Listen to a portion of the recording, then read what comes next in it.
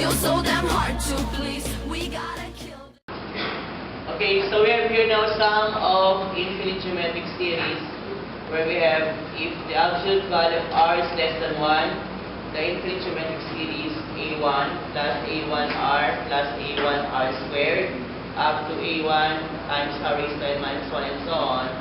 Let the sum s equals summation of ai times r raised to I from I equals 0 to infinity, where we have now the formula is a1 all over 1 minus r.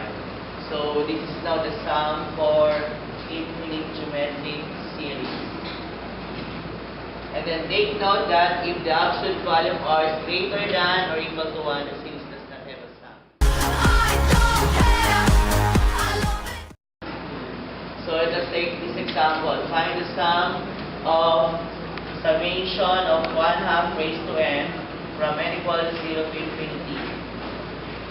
Okay, so we start with we are going to find a1, and a1 can be found using the n equals 0, and then using the notation summation of 1/2 raised to n.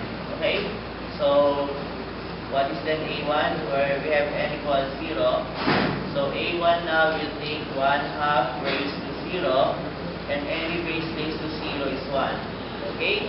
So a1 is equal to 1. What about then the sum now? The sum now is using the formula a1 all over 1 minus r, and r here will also take 1/2 because we have the notation summation of ai times r raised to I, so we have now 1/2 as r. So substituting now, we have s equals a1 is 1 all over 1 minus r is 1/2. And take note that since we have the r taking its absolute value is less than 1, so we have the sum of this given series. So the answer now is s equals 1 all over 1/2, where we can also have this as the sum now is equal to 2. Okay? Okay, so let us now take the sum of this given series, summation of 4 times 1/4 raised to n from n equals 0 to infinity. So this is again an infinite geometric series because we have the upper limit having an infinite symbol. Okay? Then let us now write the first term or identify the first term. So the first term will be where we have n equals 0, and using the notation a1 equals 4 times 1/4 raised to 0.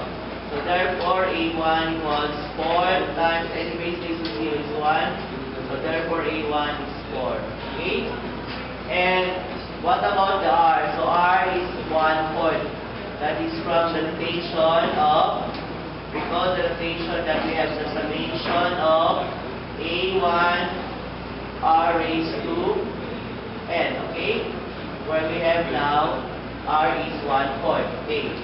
And taking now the sum, and since r is the absolute value of r is less than 1, so we'll now take the sum, and the formula is a1 all over 1 minus r, where a1 is 4 all over 1 minus 1/4, and computing it now, so you have 4 all over 3/4, or this is also now 4 times the reciprocal of 3/4, that is 4/3.